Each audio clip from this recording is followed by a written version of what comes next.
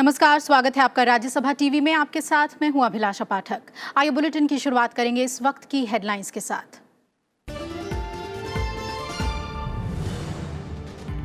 INX media मामले में Delhi high court से अग्रिम जमानत याचिका खारिज होने के बाद पूर्व केंद्रीय वित्त मंत्री पी चिदम्बरम पर लटकी गिरफ्तारी की तलवार। सुप्रीम कोर्ट ने मामले की तुरंत सुनवाई से किया इनकार। बुधवार को सुप्रीम कोर्ट कर सकता है सुनवाई।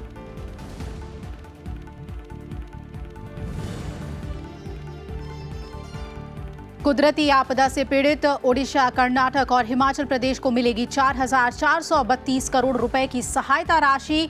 केंद्रीय गृह मंत्री की अगुवाई में दिल्ली में हुई उच्च स्तरीय बैठक में फैसला। पिछले वित्त वर्ष में सूखा, भूस्खलन, ओलावृष्टि और चक्रवाती तूफान से तीनों राज्यों को हुआ था भारी नुकसान।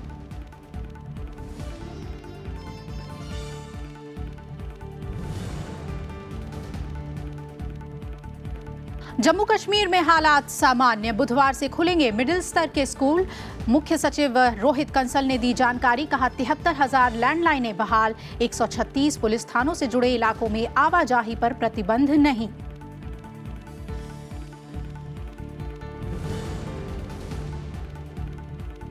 आतंकवाद और समुद्री डकैती के खिलाफ वैश्विक लड़ाई में भारत और लातविया एक साथ।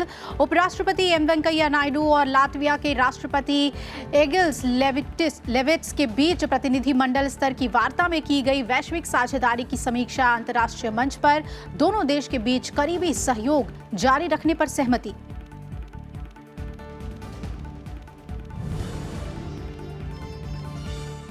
और चांद से 4 कदम दूर चंद्रयान। सुबह करीब 9 बजे चांद की कक्षा में स्थापित हुआ चंद्रयान 2। इसरो प्रमुख ने कहा मिशन का सबसे जटिल और अहम काम पूरा। प्रधानमंत्री नरेंद्र मोदी ने चंद्रमा की कक्षा में सफलतापूर्वक प्रवेश पर इसरो को दी बधाई।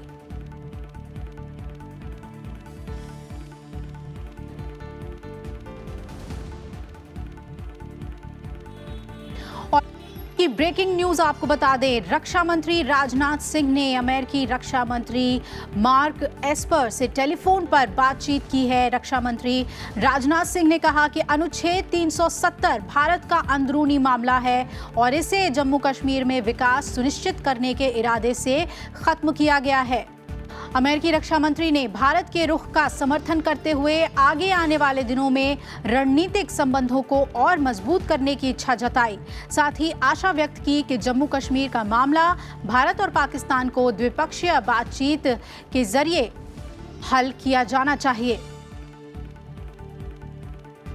तो आपको बता दें इस वक्त की बड़ी खबर कि अनुच्छेद 370 के मामले पर भारत ने अपना रुख साफ कर दिया है कि ये भारत का अंदरूनी मामला है और ये पूरी बात जो है वो अमेरिका के रक्षा मंत्री मार्क एस्पर को बताई गई है। भारत के रक्षा मंत्री राजनाथ सिंह की तरफ से टेलीफोनिक कॉन्वर्सेशन में ये तमाम बातें सामने कही गई और अमेरिका ने भी भारत के रुख का समर्थन किया है।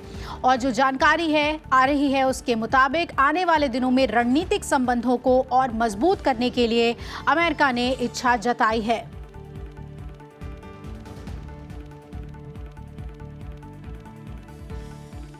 और आइए सीधा रुख कर लेते हैं न्यूज रूम का। विदेश मामलों के संपादक अखिलेश सुमन हमारे साथ जुड़ रहे हैं।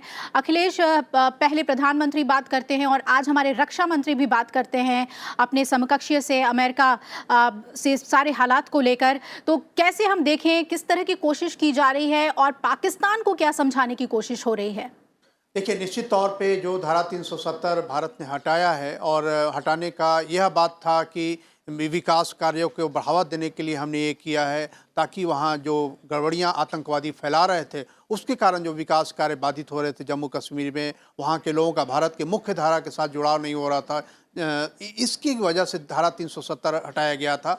लेकिन जो पाकिस्तान की तरफ से जो लगातार शोर मचाया जा रहा है उस शोर के से दुनिया के देशों को यह लग रहा है कि पाकिस्तान एक तरीके से युद्ध का माहौल बना रहा है। इससे दुनिया की भी चिंता बढ़ी है और इसीलिए कल जो अमेरिकी राष्ट्रपति डोनाल्ड ट्रंप ने प्रधानमंत्री नरेंद्र मोदी को फ़ोन किया था, उनसे बातें की थी कि क्या स्थिति है। उसके बाद उन्होंने पाकिस्तान के प्रधानमंत्री इमरान खान को भी कहा कि इस तरीके से आप इस इलाके में शांति की बहाली नहीं कर सकते, आपको अपनी वाणी पर नियंत्रण रखना चाहिए।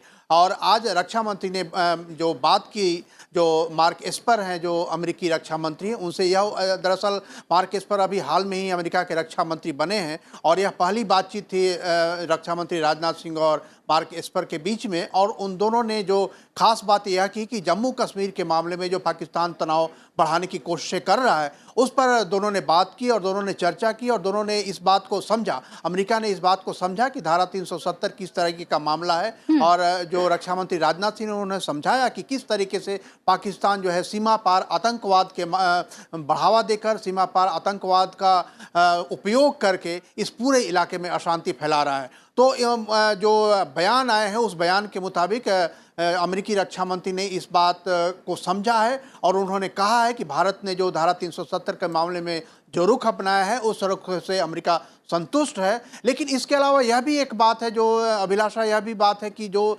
भारत और अमेरिका के बीच में 2+2 डायलॉग की एक स्थापना हुई है, जिसमें दोनों देशों के रक्षा मंत्री और दोनों देशों के विदेश मंत्री साथ में बैठकर बातें करते हैं और रणनीतिक मामलों पर चर्चा करते हैं। तो इस बारे में भी दोनों रक्षा मंत्रियों के बीच में बातचीत हुई है कि इस साल के अंत तक 2+2 की मीटिंग हुई, उसमें भी विस्तार से पूरे इलाके और पूरे इंडो पैसिफिक का जो मामला है उस पर विस्तार से चर्चा होगी। इसके अलावा जो मिलिट्री टू मिलिट्री हमारा जो रिलेशनशिप है, उस मिलिट्री टू मिलिट्री रिलेशनशिप के बारे में बात हुई। जो सैनिक अभ्यास अभी हाल में होना है, उस सैनिक अभ्यास में के बारे में बातचीत थी। और जो रक्षा मंत्री राजनाथ सिंह, उन्होंने अमेरिकी कंपनियों को आमंत्रित किया कि मेक इन इंडिया के तहत अमेरिकी कंपनियां अगर भारत में निवेश करना चाहें तो भारत उसका स्वागत करेगा। तो मुझे लगता है कि एक जो पहली बातचीत हुई दोनों रक्षा मंत्रियों के बीच में, उस बातचीत में धारा 370, इस इलाके की पूरी क्षेत्रीय स्थिति और इसके अलावा दोनों देशों के बीच के रक्षा संबंधों पर काफ़ी विस्तार से बात हुई। तकरीबन 25 मिनट तक बातचीत हुई दोनों रक्षा मंत्रियों के बीच में। अभिलाषा, बिल्कुल, बहुत बहुत शुक्रिया अखिलेश, आपका पूरी जानकारी हमें देने के लिए विस्तार से। क्या बातचीत हुई है दोनों देशों के रक्षा मंत्रियों के बीच और ख़ासतौर पर अनुच्छेद 370 को लेकर भारत अपने स्टैंड पर कायम है कि ये हमारा अंदरूनी मामला है। आइए अब खबरों में हम आगे बढ़ते हैं। पूर्व केंद्रीय मंत्री पी चिदम्बरम के घर सीबीआई की टीम पहुंची है और दिल्ली हाई कोर्ट ने आईएनएक्स मीडिया मामले में आज पी चिदम्बरम की अग्रिम जमानत याचिका खारिज कर दी। हाई कोर्ट से अग्रिम जमानत अर्जी खारिज होने के बाद पी चिदम्बरम के वकील कपिल सिब्बल ने सुप्रीम कोर्ट में याचिका लगाई है, लेकिन सुप्रीम कोर्ट ने तुरंत सुनवाई से इनकार कर दिया। आईएनएक्स मीडिया मामले में सीबीआई ने 15 मई 2017 को प्राथमिकी दर्ज की थी, जबकि प्रवर्तन निदेशालय ने इससे जुड़े धन शोधन के मामले में पिछले साल मामला दर्ज किया था।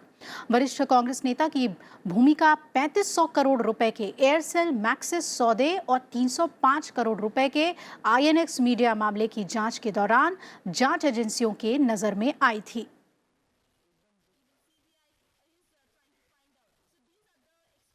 केंद्रीय गृह मंत्री अमित शाह ने एक उच्च स्तरीय बैठक में सूखे, भूस्खलन, ओलावृष्टि और चक्रवाती तूफान से प्रभावित 3 राज्यों को 4,432 करोड़ रुपए की सहायता राशि मंजूर की है। समिति ने ये राशि राष्ट्रीय आपदा मोचन बल की निधि से जारी की है।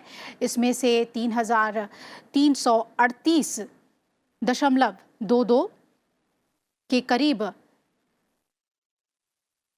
करोड़ रुपए चक्रवाती तूफान फोनी से प्रभावित ओडिशा, सूखे से प्रभावित कर्नाटक के लिए 1,029 करोड़ 39 लाख और ओलावृष्टि और हिमस्खलन से प्रभावित हिमाचल प्रदेश के लिए 64 करोड़ 49 लाख रुपए जारी किए जाएंगे। और बैठक में अमित शाह के अलावा वित्त मंत्री निर्मला सीतारमण, कृषि मंत्री नरेंद्र सिंह तोमर ने भी हिस्सा लिया और इसके अलावा गृह, वित्त और कृषि मंत्रालय के साथ साथ नीति आयोग के वरिष्ठ अधिकारी भी इस बैठक में मौजूद थे।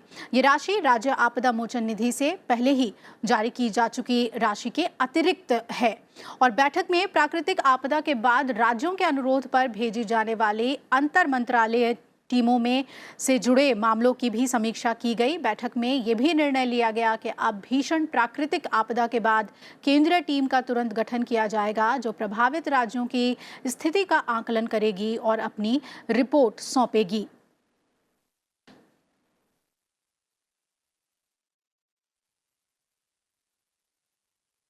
और आइए अब आपको दिखाते हैं खबरें उपराष्ट्रपति के लाटविया दौरे से जुड़ी हुई।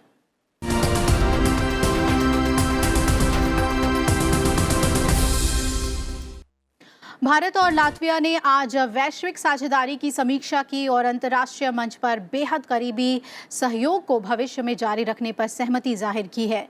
उपराष्ट्रपति एम वेंकैया नायडू और लातविया के राष्ट्रपति एगिल्स लेविट्स के बीच राजधानी रीगा में प्रतिनिधिमंडल स्तर की बातचीत के बाद दोनों नेताओं ने मीडिया को संबोधित किया। उपराष्ट्रपति ने कहा कि जनसंपर्क भारत लातविया की साझेदारी का एक महत्वपूर्ण स्तंभ था और दोनों देश सांस्कृतिक आदान प्रदान को बढ़ाने के लिए सहयोग का विस्तार करेंगे। दोनों नेताओं ने भारत और लातविया के बीच वैश्विक सहयोग जारी रखने के लिए प्रतिबद्धता को दोहराते हुए साझा बयान दिया, जिसमें आतंक और चोरी जैसे मामले शामिल हैं। उपराष्ट्रपति एम वेंकैया नायडू ने इस दौरान ये भी कहा कि दोनों भारत और लातविया आतंकवाद और समुद्री डकैती के खिलाफ वैश्विक लड़ाई में एक साथ खड़े हैं।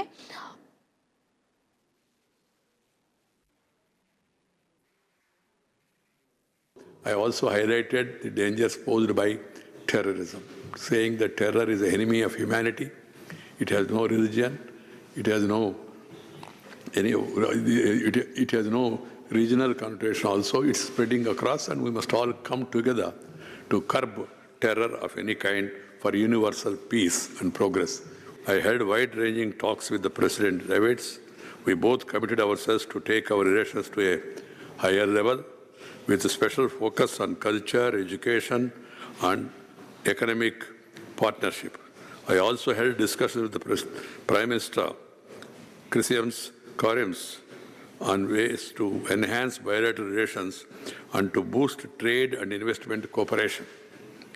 We agreed that there are immense opportunities to enhance trade, business, and investment ties in sectors such as pharma, automotives, textile, petro products, food processing and agriculture, dairy, transport and logistics, ICT, education and startups.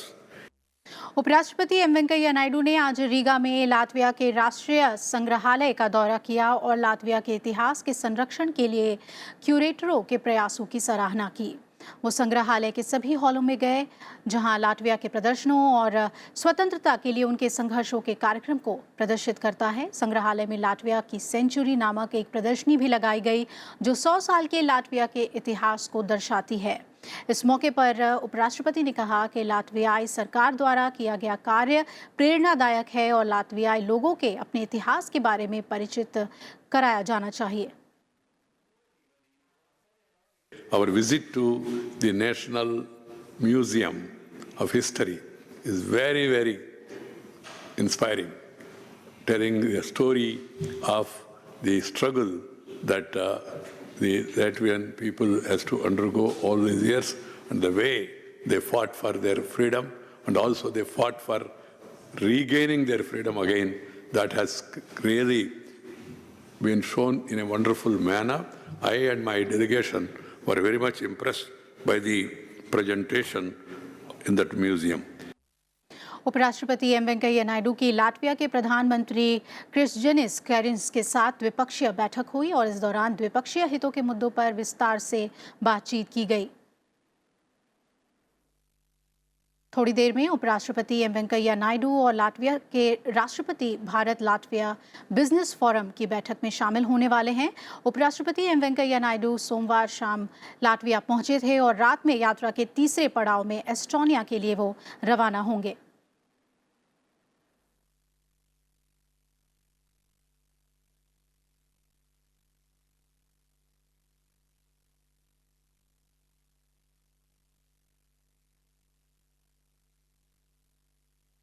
ISRO ने आज अंतरिक्ष अभियान में एक और सफलता हासिल की है। महत्वाकांक्षी चंद्र मिशन चंद्रयान 2 सफलतापूर्वक चंद्रमा की कक्षा में सुबह करीब 9 बजे दाखिल हो गया है।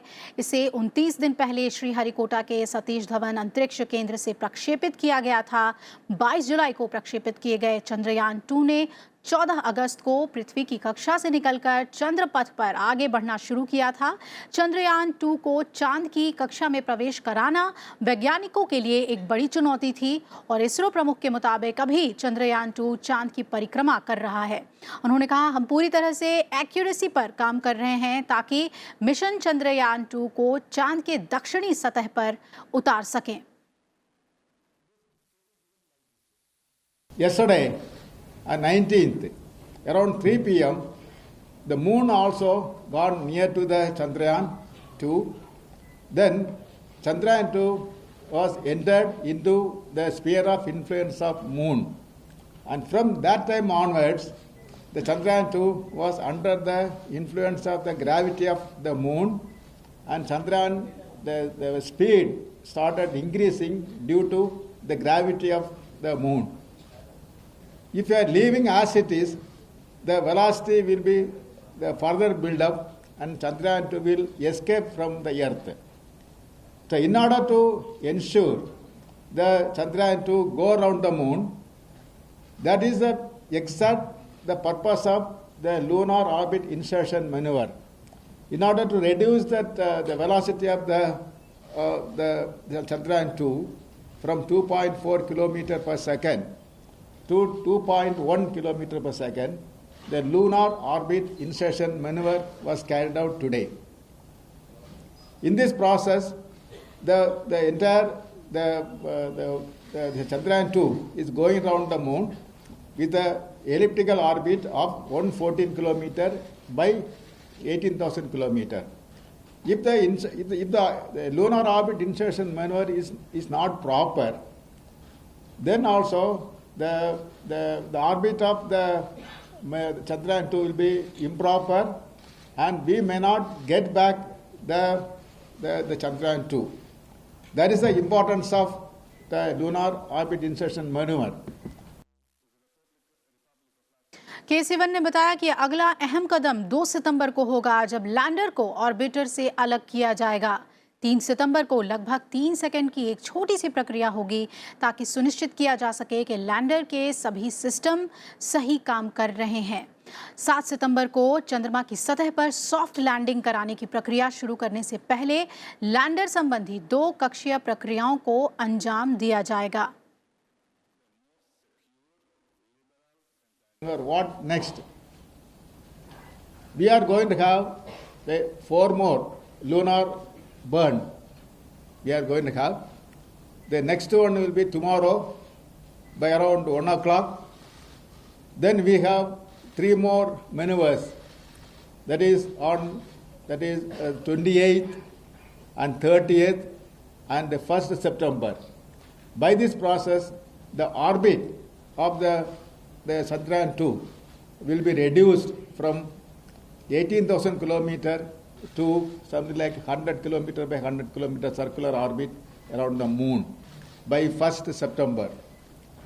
Then the next major event is happening on 2nd September, wherein the lander will be separated from the orbiter. Till now, the entire operations are carried out by the propulsion systems from the orbiter, and from September 2nd onwards, the entire attention will be towards lander.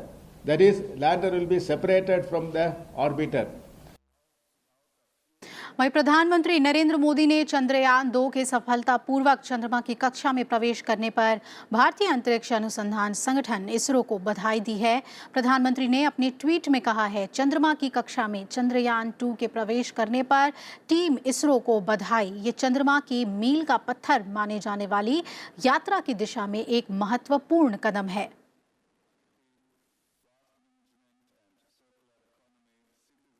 और बात जम्मू कश्मीर की कर लें, जहां हालात तेजी से सामान्य हो रहे हैं। श्रीनगर में प्राथमिक विद्यालय फिर से खुल गए हैं। बच्चे एक बार फिर अपने बस्तों के साथ इन स्कूलों की रौनक बढ़ाते नजर आए। और इसके बाद अब सरकार ने बुधवार से कश्मीर घाटी में सभी मध्य स्तर के स्कूलों को फिर से खोलने का फैसला किया है। जम्मू कश्मीर से अनुच्छेद 370 हटाए जाने से पहले एहतियात के तौर पर ये स्कूल बंद किए गए थे। मुख्य सचिव रोहित कंसल ने कहा कि हालात सामान्य होते ही दूसरे जिलों के स्कूल भी खोल दिए जाएंगे। जम्मू कश्मीर के 136 पुलिस थानों में दिन में आवाजाही पर अब कोई प्रतिबंध नहीं है। दूसरी ओर किसी भी अव्यवस्था से निपटने के लिए सेना समेत सुरक्षा बल तैनात हैं। घाटी में पाबंदियों में दी गई ढील भी जारी है और स्थानीय अधिकारी हालातों का जायजा ले रहे हैं। जल्द ही कुछ और पाबंदियां भी हटाई जा सकती हैं। इस बीच जम्मू कश्मीर में व्यापारिक संघों ने आयकर और वस्तु और सेवा कर रिटर्न भरने की अंतिम तारीख बढ़ाने की मांग की है। उन्होंने कहा कि 370 के प्रावधानों के हटाने के बाद राज्य में उत्पन्न स्थिति के चलते इंटरनेट समेत दूरसंचार सेवाएं बाधित हुई हैं। We have reports of normal functioning from large parts of the state.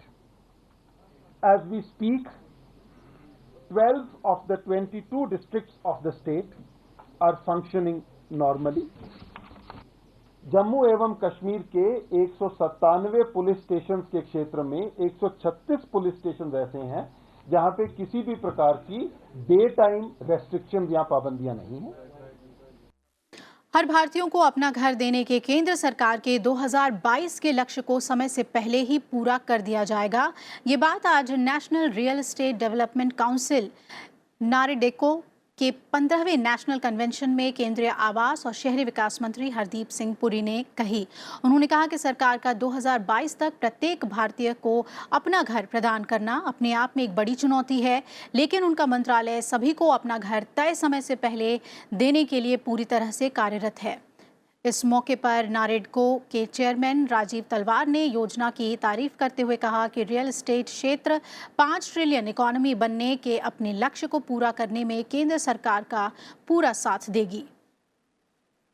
इस समय हम 84 लाख ऑलरेडी सैंक्शन कर चुके हैं और मुझे पूरा विश्वास है कि 2019 के दौरान दिसंबर तक पूरे 1 करोड़ सैंक्शन हो जाएंगे। और जो एडिशनल डिमांड असेसमेंट आई है, जो हमने कहा कि पहले 1 करोड़ था टारगेट, उसके बाद 1 करोड़ 12 लाख है, बाकी 12 लाख भी 2020 के पहले 3 महीनों में हो जाएंगे। इन अदर वर्ड्स कि 2022 का टारगेट 2020 में ही हो जाएगा शुरुआत में। We will also go hand in hand, shoulder to shoulder on the global housing technology challenge, on imbibing more technologies from abroad, making construction faster, cheaper, more durable, more sustainable, protecting the environment, and then we hope that yes, we will give you results in this country which the Prime Minister looks up to. और आइए आपको सीधे लिए चलते हैं Latvia, जहां Bharat Latvia business forum को उपराष्ट्रपति एम वेंकैया नायडू संबोधित कर रहे हैं। Economics, Mr. Sanjay Dhotre, Honorable Minister of State from India, and members of Parliament who are part of my delegation, His Excellency Ambassador Artis Veteris of Latvia to India, Mr. Andris Vajaras, Director, Latvian Investment and Development Agency, and Mr. Ashish Sharaf from Assocham, leading Indian business delegation, Ambassador Monica Kapil Mohta to Latvia and Sweden, distinguished guests, business and industry leaders, my dear brothers and sisters. It's a matter of great pleasure and honor for me and my delegation to be here in this great and beautiful country and to have the opportunity to be with you all. On behalf of my delegation and on my own behalf, I express my gratitude to the warm welcome and hospitality extended to us, making our stay here more comfortable. Earlier in the day, I have had very cordial and useful meetings with His Excellency, the President, and also His Excellency, the Prime Minister. We have shared our common desire to strengthen bilateral economic and trade relations. On the economic front, it has been noted that there is tremendous scope to boost our trade and investments. We have agreed to work together with zeal and vigor to fortify this relationship. I would like to compliment the Latvian Investment and Development Agency and other agencies for organizing the India-Latvia Business Forum. This forum is intended to encourage our business to explore opportunities in both the markets. I would also like to congratulate Latvian Chamber of Commerce and Industry and ASSOCHAM for taking up initiative to sign the Memorandum of Understanding to enhance cooperation between the two chambers. I am sure this MOU will go a long way in strengthening our bilateral trade and investments. I wish to thank all the business and industry champions who have all gathered here. I thank you all for participating in this day-long meaningful dialogue. Honorable Ambassador was telling me that you people had a very meaningful and purposeful meeting and deliberations. I do hope that many initial negotiations will develop into successful business ventures. Please accept my best wishes. Distinguished delegates, India and Latvia share a warm and friendly relationship based on common commitment to freedom and democracy and to a peaceful world order. We have convergence of views on many bilateral and multilateral issues. Latvia's accession to the European Union and its investor-friendly policies have resulted in Latvia emerging as one of the fastest-growing members of the Eurozone. I congratulate the government and the people of the Republic of Latvia on their achievements transforming the country's economy over the past 30 years. Let me share some good news from India as well. India today is among the fastest growing large economies of the world with low inflation. Literally, it's 1 point and odd. And highest foreign investments, controlled fiscal deficit, growing foreign exchange reserve, and reforms in business and finance sectors. We are at present $2.7 trillion economy, and by the year 2024 and 25, it is expected to be a $5 trillion economy. India's labor force is expected to touch 160 to 170 million by 2020, according to a study by ASSOCHAM and Thought Arbitrage Research Institute. India is on track to achieve upper middle class income status in the back of digitization, favorable demographics and reforms. The government of India has undertaken aggressive economic reforms and introduced many flagship initiatives like Make in India, Smart Cities, Digital India, Clean India, Startup India, among others, that present immense opportunities for Latvian business. Doing business in India is not only lucrative to investors but also becoming simpler. India's ranking in the World Bank's Ease of Doing Business Index has improved from 142 in 2014 to 77 this year. With the implementation of the GST, Goods Service Tax, the concept of one country, one tax, one market has become a reality. The foreign direct investment equity inflows into India 2018-19 stood at $44.37 billion. India is among the countries with the largest production of energy from renewable sources. As of June 30, 2019, India has an installed renewable energy capacity of 80.47 gigawatts, of which solar and wind comprises 29.55 gigawatts and 36.37 gigawatts respectively. Biomass and small hydropower constitute 9.81 gigawatts and 4.6 gigawatts respectively. Thus, India offers one of the largest investment opportunities in the renewable space. The Government of India allows 100% FDI under the automatic route for projects of renewable power generation and distribution. We are focusing on making our growth inclusive and sustainable, guided by India's commitment to a healthy planet and our nationally determined contribution as per the Paris Accord on Climate Change. We have pledged by 2030, 40% of the installed power generation capacity shall be based on clean sources. We aim to increase our capacity to 175 gigawatts of renewable energy capacity by 2022. Our initiative on the International Solar Alliance will enable India to be a pioneer in moving towards a green global economy. As the world's economy progresses towards fourth industrial revolution, where IT, high-tech, artificial intelligence, and innovation will play key roles, Latvia and India can work together for mutual gains. It is heartening to note that the bilateral trade between India and Latvia stands at $273.97 million in 18-19, which I believe is a lot below our existing potential. There is a lot of scope for both of us to work together and move forward. Latvia's geostrategic location, along with all-weather ports, offer excellent infrastructure and opportunities in facilitating trade.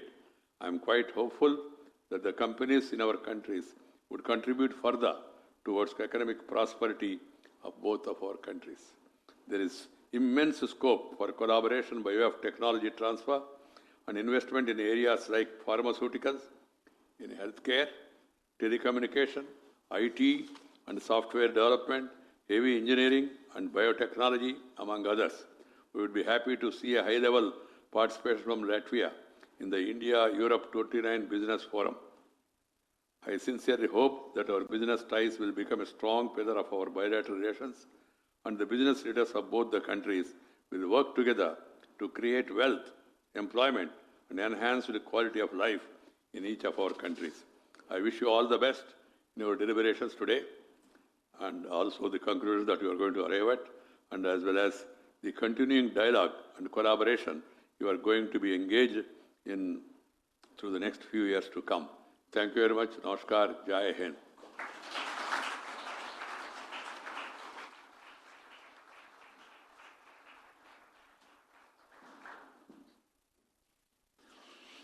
Thank you, Your Excellency, Mr. Vice President, for your speech. And now, after the opening speeches, I welcome Minister for Economics of Latvia, Mr. Ralfs Nemiro, to give us an insight about what Latvia